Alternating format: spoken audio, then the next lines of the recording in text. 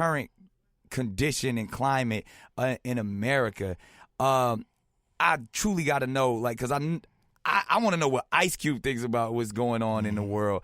And is there a platform where you're able to say that? Because now, you know, you family friendly at certain times where they only know you from certain things. But there's been times where the FBI was at you for speaking the truth.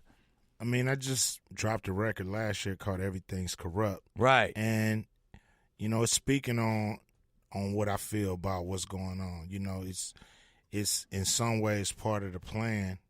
And, you know, a lot of people got to wake up, right? Come up out this matrix, facts, and see what's really going on. You know, they boxing us in, on every level. You know, and you've been saying that for so long, and then started to lead by example by creating opportunities. You generate, like you said, you've generated platforms for other people to become millionaires, and I feel like that's somewhat of the answer, but we can't turn a blind eye to what's we just going on. Everybody gotta open their mind up and you know, deal with it on their level. But you know, I was saying that we're just becoming digital slaves, you know, and that's really what's happening. That they're enslaving us digitally. And we're doing it for the likes. And we're putting our whole world. You know, it's group thinking. We you know, a lot of people talk about the mark of the beast and this all this that, and other, and they think it's a computer chip in your hand, right? But it might be your iPhone in your hand. Ooh, you know, I mean, never know. I mean, it's your whole world is in that thing, and your whole life is digital now. You know, what's real, right? What's solid. Everybody's in the matrix. We all avatars. You know, everybody done had their iTunes songs deleted somehow. Right. You know, and had to rebuy it. And so what do we really own now? What are we really buying? What you know, we got to understand what's really happening. When it's someone like you who understands, been understanding, been saying it for so long, and I get this because, you know, I'll be out here in my turbans and bulletproof vests and trying to be pro-black, like, learning from, like, some of the first things I heard about people was from your albums and the things that you were talking about, and speaking up for the Minister Farrakhan's and all that back in the day. Is it at a point now it's like, yo, I said it, I don't really, if you know it, you know it, or is it one of those things where you focus on, you don't have time to do that because of things like the Big Three and providing opportunities? I think even like somebody like Tyler Perry said, yo, he didn't want to focus on the Oscars being so white because he was over there building his own studio. Like, is it you've taken away from being the voice and now you just want to be the actual engine, or is it just like, is there room for both? Should I take my turban off and be quiet and just get to working? No, you should be yourself. Right. And I do both. What happens is, you know, the media chooses to focus on the stuff that makes them feel good and not the stuff that, you know, challenges the system. Right. You know, like I said, dropped the album last year, and, you know, speaking truth on it. The music is raw, it's real. But I speak to everybody, you know. I don't just speak to the system. Right. I speak to us as black people in our own community. Right. So everybody, to me, you know, all pencils need to be sharpened at some point. So you know, when you go dull, you need to sharpen back up. And iron sharpens iron. Yeah. And so I feel like I do it, you know, and it's just, you know, it's kind of not, you know, really focused on as much as purposeful, you know, a comedy movie or you know, a basketball league. So, and then like you said, the media chooses to focus on things right now. One thing that's really going on big, and we've had this conversation as well, is hip hop and who are the greatest. And like I said, me and Ross had the conversation, and I always say this, and I'm glad I got a platform now to actually talk about not only how influential and important West Coast music is, but some of the fixtures in the game. And top 5, hands down, I always say you're in there as for doing what you do. But I gotta know, what's Ice Cube's top 5? Oh man, who are your? And it could be favorite or greatest, like just who you enjoy. I mean, I like always look at the influencers, the pioneers, Right. the ones who, virtually created a style or a flavor all they own. Right. So my greats are people like Melly Mel, Ooh. Ice-T, Ooh. Chuck D, Karis One. Ooh. We got one more, Cube. I'll put Rakim in there. Ooh. But that's a great, that top 5 right there can take out anybody. I mean, to me, those are the trendsetters, the ones who changed the trajectory of the game in a major way. And to me, if you don't, and that wasn't about money. No, that wasn't about. It was about skills. That was just pure and skills, talent, and affecting culture. Yeah, and really having their own style and taking it and running with it. And we talked about this on the show in the morning because of someone who's kind of been a child of hip hop and been able to use hip hop to allow me to go to many different areas. The importance, really, you having a bird's eye view of an individual being able to rhyme words. Mm-hmm. We debate about it. People become millionaires over it. But sometimes because there's a lack of substance, is it really just about skill level of putting words together? Because Dr. Seuss does that. Yes. But it's like, so do we put too much emphasis on what a rapper is opposed to should there be a new name or title of, because to me, activism or someone who truly cares about the community should be way more important. We need more Malcolm X's than we got Kodak Blacks. But it's like we put so much emphasis on the guys who are hot of the moment and there's not new leaders out there. Yeah. I mean, I saw that shift happen. Right. Around 93. Okay. It went from focusing on the rappers that really have something to say about our condition to the rappers who just wanted to escape our condition, right. through, weed, women, or jewelry, cars, money. And it's clubbing. fun to listen to. I mean, it's escapism. It's escapism. Now pills and, all that stuff is escapism rap.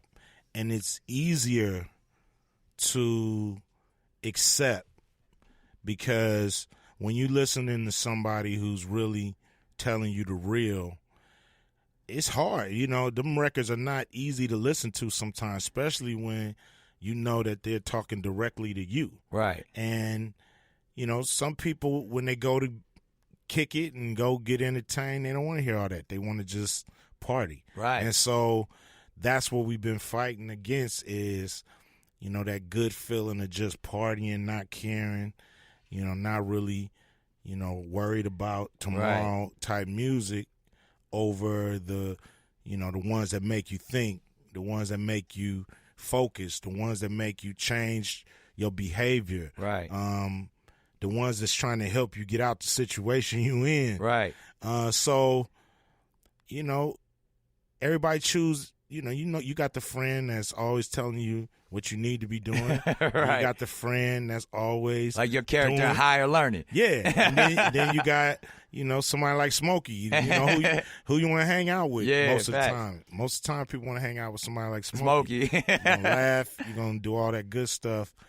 But when Smokey go home, you're going to have your problems to deal with. And speaking of Smokey, you brought it up. Like, are we going to see Smokey and Craig and Day-Day and all of them back together again? And I hope so. I mean, we're going to see, most of them. It's really about Chris Tucker making a commitment. Right. But come on, Chris, quit playing. Do it for the culture. He's not going to hold up the movie. Yeah, so we are going to see another Friday. Yes, sir. Is it going to be called Last Friday? Yep. Last Friday. Yep. That's going to be fire. Man, I'm saying, can I get a cameo? I just want a cameo so I can be a part of the greatness. I got a long line of people asking for a cameo. Everybody should be here Last Friday. Man, I got like 400 cameos. But real talk, you could be one of them. I mean, think about it. Like all of the people that have stepped through your franchises, man. Mm-hmm. And it's to say a lot. And just as someone who is, I would say, forget how we classify it.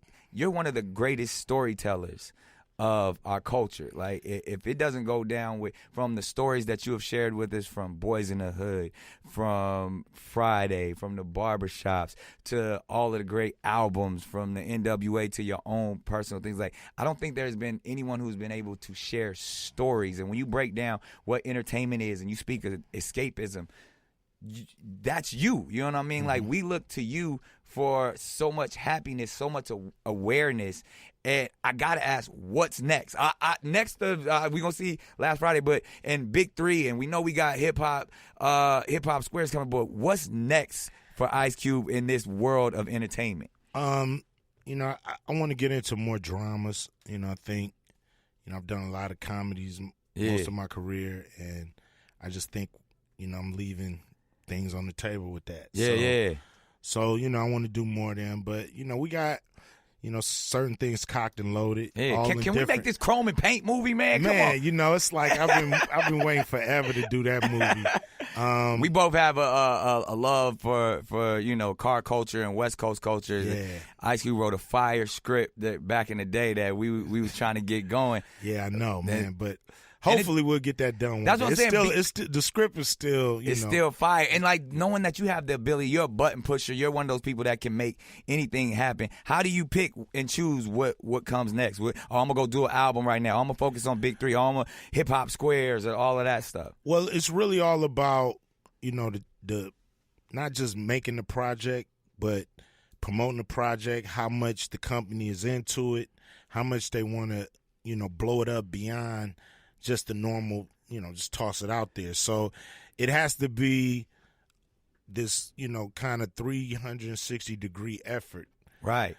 Or it's not worth doing it. If everybody's not willing to go that extra mile to make sure that this gets attention or it gets, that is, you know, is due, you know, status or right. prestige, so to speak. Right. Then I won't do it, because just making something that's great and nobody see it or it's not promoted right, you know, it's like the most frustrating thing you can ever do, because you like, this is great. I have my passion and I put my blood, sweat, and tears. And then people see it, you know, months after the kind of, you know, the thrill is gone, and they tell you how great it is. You be like, yeah, man. What's one of the projects that you wish people paid more attention to, that you're like, man, I put my heart into this and it didn't get that attention that some of the other things did? Oh, man, you know, I think the last barbershop was dope. Was a good movie. You know, we put our foot in it, but you know, it's a lot of movies out there. I mean, I wish I could have finished Janky Promoters. Oh, yeah. I never got but a chance to that still became a cult classic. Yeah, but it's unfinished. Right. And you know, the music in it is wrong. It's like, man, there's so much wrong about it that I just wish people could see the director's cut of it. Right. Yeah, and you know, man, I'm so inspired by you and all your moves. I could sit here and talk to you for hours, but I know we don't have all of the time. But yeah, man, this has been a great conversation, man. Yeah, that's the purpose. Want to have these platforms to where we could speak to the ones who blaze the trails for us. But I gotta say that, just as a man, as someone, and this is beyond entertainment, you have been such a fine example for men all around the world. Man, a father, a husband. I suck at being in relationships. I failed in that work.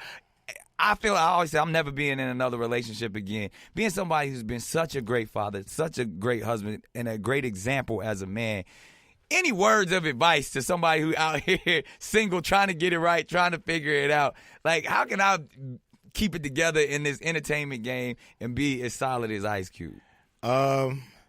Well, you know, I mean, you know, I got things that I could do better too. So, but I would say, you know, you just have to make a true commitment, right? You know, and you have to really be focused on that, right? And not be willing to let that commitment go, right? And I think, you know, that's commitments truly mean something that builds your character and being solid to another individual, to your family. Like, it's like you and even to yourself. Yeah, I was about to say. Because, I mean, you know, staying committed to your family is to me what it's all about. Everything else is is not important as that. And as a father, you have to be proud to see